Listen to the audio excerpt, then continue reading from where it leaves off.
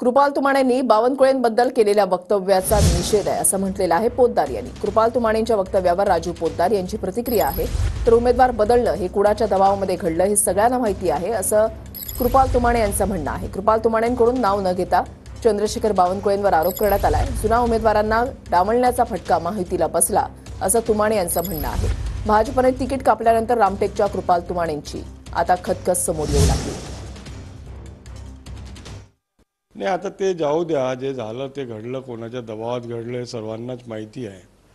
दबावामध्ये उमेदवार बदलल्या गेले आणि त्याचा फटका शेवटी महायुतीला झाला। हे व्हायला नको होतं असं प्रत्येकाची इच्छा होती, कारण जुन्या उमेदवाराचा एक कॉन्टॅक्ट असतो, लोकांशी संबंध असतो। लोकसभेमध्ये 20 ते 22 लाख मतदार असतात। माझ्या मतदारसंघामध्ये 1900 गावं आहे। नवीन उमेदवार दिल्यानंतर त्याला गावोगावामध्ये पोहोचायला उशीर लागतो।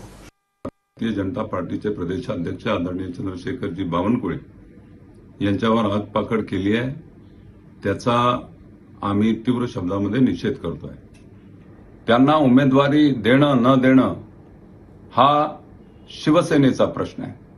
आम्ही तर म्हटलं होतं की रामटेक लोकसभा भारतीय जनता पार्टीला मिळाली पाहिजे, पण शेवटी ती भारतीय जनता पार्टीला नाही मिळाली आणि शिवसेनेला मिळाली, तर तिथे कोण उमेदवार द्यावा हा शिवसेनेचा अंतर्गत प्रश्न होता। आमदार राजू पारवे यांना शिवसेनेने आपल्या पक्षामध्ये सामील करून घेतलं, त्यांना उमेदवारी दिली।